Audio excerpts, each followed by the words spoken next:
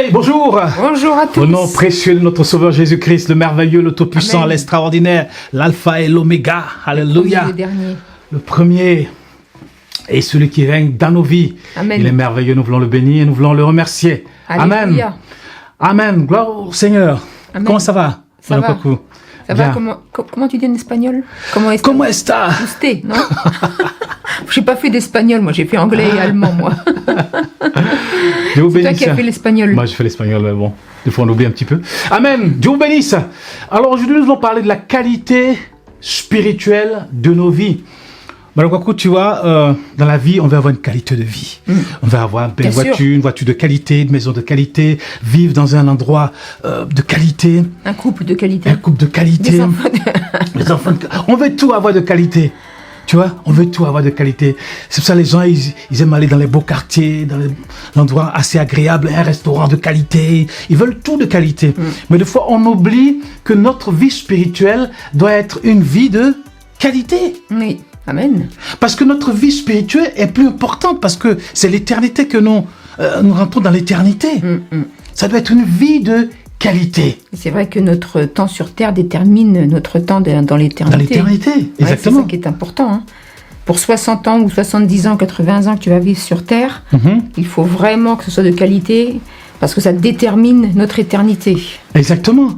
Et sachez que lorsque vous venez au Seigneur, Dieu observe votre vie. Et Dieu veut que votre vie soit une vie de qualité dans son Alléluia. royaume. Parce que nous entrons dans le royaume de Dieu. Et Dieu veut que dans son royaume, il y ait une vie de qualité.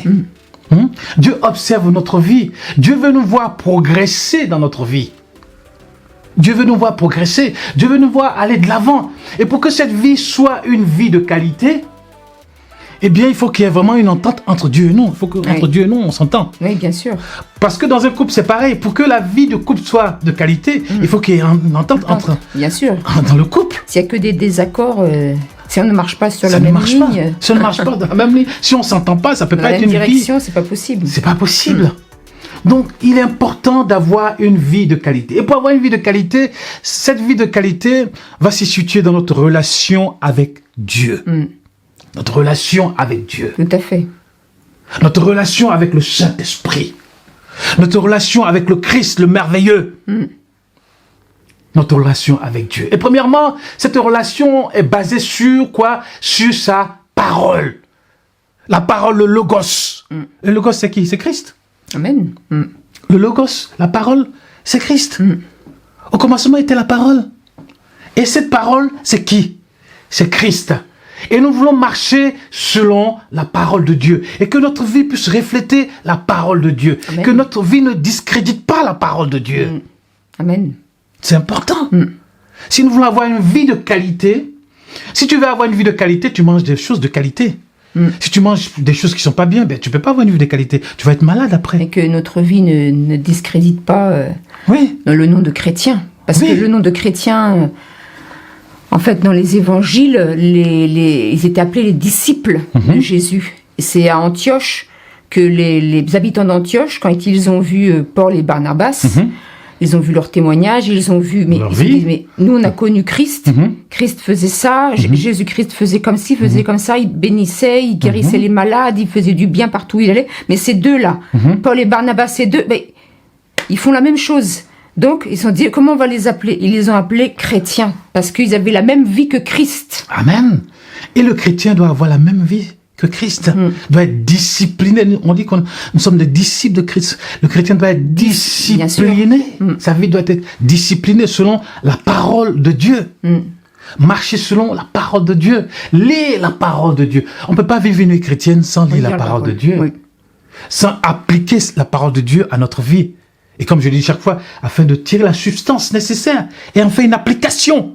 Et puis combien Une de fois, application, oui. tu as dû entendre ça aussi dans les églises, l'histoire de la chrétienne là, un peu âgée qui depuis des semaines trouvait pas ses lunettes. Oui. Tu l'as pas entendu ça? Je n'ai pas entendu. Je ne connaissais pas.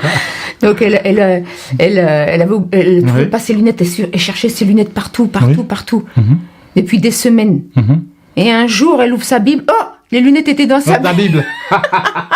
Ça veut dire ça faisait des semaines qu'elle lisait pas sa Bible. T'as jamais entendu ça, un pasteur? Non, jamais entendu. Puisque c'est pas de votre Bible, ça c'est l'anecdote de quelqu'un. Oui, l'anecdote, c'était mon pasteur qui racontait ça. Donc je pensais que voilà, c'était une anecdote. Oui, donc il faut lire la parole de Dieu.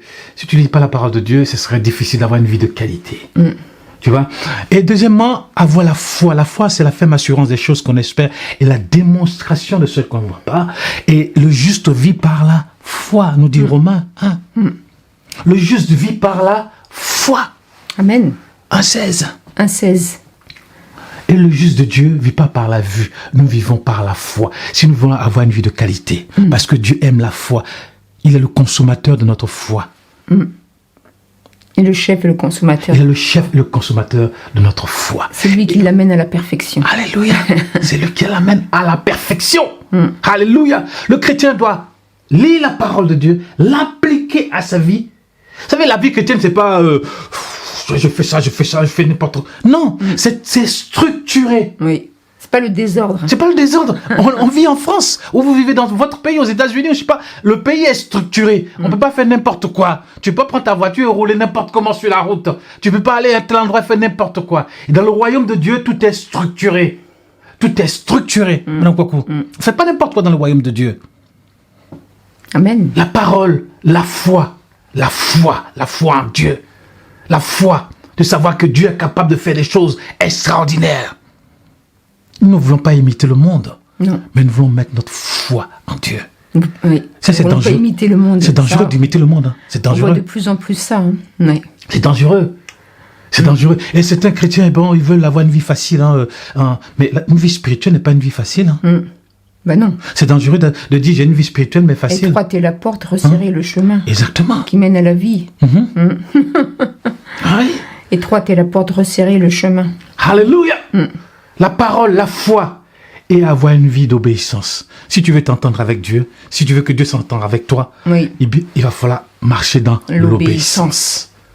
Et la soumission, c'est la même chose. Quand tu as des enfants, si les enfants ne sont pas obéissants, ça devient difficile. Et toi, tu peux commencer à avoir un cœur lourd. Oui, c'est pas facile. C'est pas facile. Ça fait du mal. Ça fait du mal. Ces enfants tu as l'impression qu'ils ne te respectent pas. Mais c'est ça. Si tu obéis pas à Dieu, en fait, je dis pas vraiment, bon, comme ça, on peut pécher vraiment par ignorance.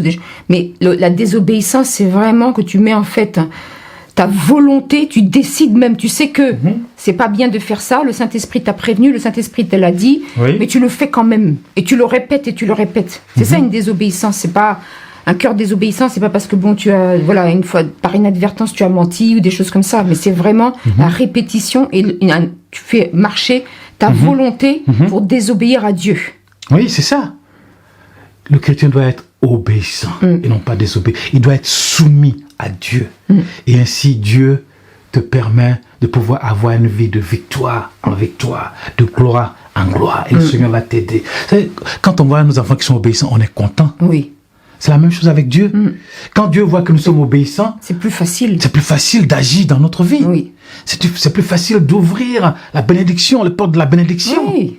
Et quand un enfant est obéissant, on n'est pas toujours obligé de le punir, de nous fâcher. Donc avec Dieu, c'est pareil. C'est pareil. Quand on a un enfant désobéissant, ce chrétien attire lui-même sur lui les épreuves, les difficultés. Exactement. Et après l'obéissance, il faut marcher dans l'humilité. On ne peut pas dire moi je suis le plus fort, moi ma vie. Non. Marcher dans l'humilité. L'humilité avec Dieu. L'humilité. Et penser que Dieu est celui qui peut nous aider en toutes choses. Ce n'est ni par notre force. Mais ni par la puissance. Ni par la puissance, ni par notre connaissance. Mais c'est par l'Esprit de Dieu. Amen. Marcher dans l'humilité. L'humilité avec Dieu. L'homme a tendance à être orgueilleux, fanfaron, tout ce que tu veux. Tu sais qui je suis, tu sais, je suis l'enfant de temps. Mais il faut mieux être un enfant de Dieu. Amen. Un fils de Dieu. Marchez dans l'humilité et ainsi Dieu vous bénira. Amen. L'humilité précède la gloire. La gloire. Marchez aussi dans l'amour de Dieu. Parce que si on a tout ça, mais on est des légalistes. ça ne marche pas. Il faut avoir l'amour pour Dieu et l'amour pour ses frères et sœurs. L'amour et ne pas avoir un cœur partagé, un pied dans le monde et puis un pied dans l'église. Mais avoir l'amour de Dieu, aimer Dieu de tout son cœur, de toute son âme, toute sa force. Et aimer ses frères et ses sœurs. Amen. Et ainsi nous pourrons avoir une vie de qualité. Alléluia. Avec Dieu. Moi, je veux avoir une vie de qualité. Et j'ai toujours dit, Seigneur, je veux avoir une vie de qualité. Avec toi, marcher. Moi, je suis content d'avoir une vie de qualité avec Dieu. Depuis longtemps, moi, j'ai une vie de qualité avec Dieu. Parce que je lis sa parole. Parce que j'ai cette foi en lui. Amen. Le juste vit par la foi. Parce que je suis obéissant, soumis à Dieu. Amen. Et je marche dans l'humilité avec Dieu. Et j'ai l'amour pour mes frères et mes sœurs. Alléluia. Même si quelquefois il y a des soucis, quelquefois, parce que là où il y a des hommes, il peut y avoir des soucis, mais il faut toujours il faut pardonner et avoir l'amour pour les frères et pour les sœurs. C'est ça une vie de qualité. Parce que dans l'église, si on commence à se battre dans l'église, s'il n'y a pas de pardon, il n'y a pas d'amour, il n'y a pas de... ça devient, je dirais, en parenthèse, infernal. Oui. L'église devient infernale, l'assemblée devient infernale. Les uns viennent, ils sont là. Ils regardent. Ça devient la bagarre dans l'église. Et là, on ne peut pas avoir une vie de qualité. Nous voulons avoir une vie de qualité. Au Galates, si vous vous mordez, si vous disputez, quoi, si vous vous mordez les uns les autres, c'était fort quand même. Hein. Si vous vous mordez les uns les autres. Vous mordez les uns les autres. En fait, Alléluia. les paroles deviennent... Les paroles deviennent comme des coups, parfois. Les paroles deviennent comme des morsures. Évidemment, je suppose qu'ils ne se mordaient pas dans l'assemblée de façon physique, ça aurait été grave quand même.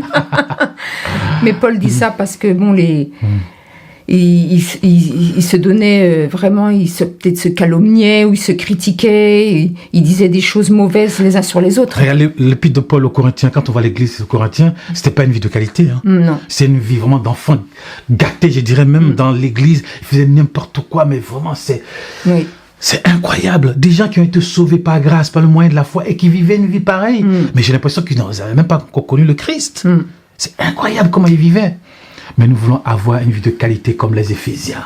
Amen. Une vie comme de les qualité Philippiens. comme les Philippiens. Avoir une vie de qualité. Même les Romains, des fois, ils vivaient de façon terrible.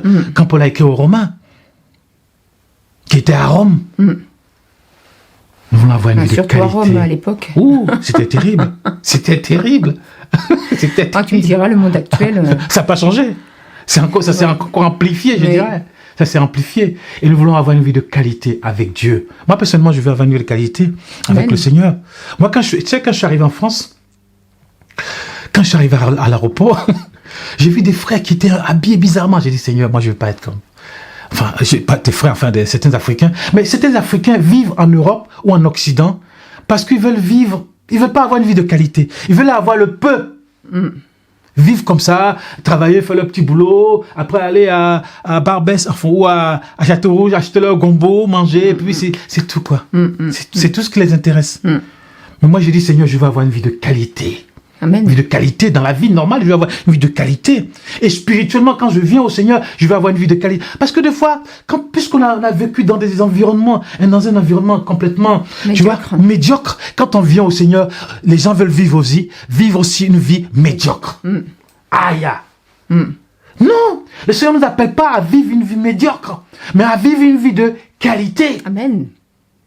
Une vie de qualité avec lui. Tellement peut-être moralement, psychologiquement, dans la vie de tous les jours, on a été cabossé par le diable et tout ça. Les gens arrivent avec le Seigneur, avec ces bagages-là encore, et ils veulent vivre une vie médiocre avec Dieu. Ils se contentent du peu, ils sont là.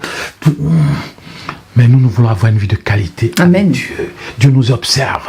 Et Dieu veut que nous puissions avoir une vie de qualité. Et ainsi, il ouvre les portes. Et ainsi, il ouvre la bénédiction pour nous. Amen. Et nous allons de l'avant. Et nous triomphons en Jésus-Christ. Et ainsi, il nous confie des responsabilités dans son royaume afin de pouvoir annoncer la parole de Dieu pour que les âmes soient sauvées. Amen.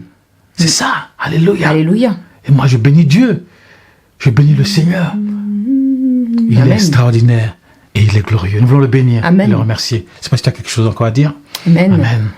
Est-ce que je veux vraiment vous encourager avec mon époux à persévérer. Amen. À persévérer, parce que c'est vrai que parfois, on peut être découragé par rapport à ce qu'on voit dans notre vie, mais vraiment persévérer, continuer à prier le Seigneur, continuez à vous attendre à lui. Alléluia. Comme on a dit la semaine dernière, vous avez la victoire par la prière Par la prière. et par la supplication. C'est vrai que vous pouvez passer par des moments difficiles, vous pouvez connaître la maladie ou vos enfants Alléluia. peuvent connaître la maladie, Alléluia. surtout dans ces temps-ci où il y a le Covid.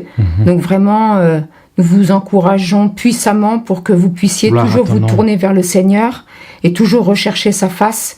Et si vous sentez que dans votre cœur, vous n'êtes pas à la hauteur ou vous n'arrivez pas à être au niveau de ce que le Seigneur vous demande, Alléluia.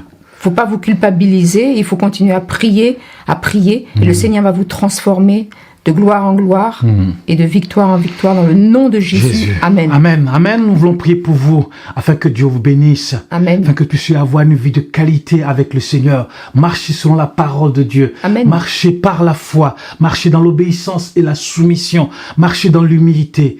Et marchez avec l'amour de Dieu. Amen. Vraiment que Dieu vous bénisse là où vous êtes, que vous soyez en Afrique, en Europe, partout dans le monde. Que Dieu vous bénisse. Bénisse votre famille, vos enfants, votre travail, votre business, votre entreprise. Amen. Partout où vous allez, que Dieu vous bénisse. Dans le nom de Jésus. Si vous êtes malade, que vous soyez guéris au Amen. nom puissant de Jésus-Christ. Christ est le même hier, aujourd'hui et éternellement. Et ce qu'il a fait avant, il peut le faire encore aujourd'hui. Ceux qui nous regardent, qui ne connaissent pas encore le Christ, eh bien, vous pouvez donner votre vie au Seigneur. Amen. Moi, je peux te dire que depuis que je connais le Christ, vraiment, c'est une vie merveilleuse. Et pour l'éternité. Amen. Alléluia. Que Dieu vous bénisse. Amen. Au nom puissant de Jésus, notre Sauveur. Alléluia. Amen.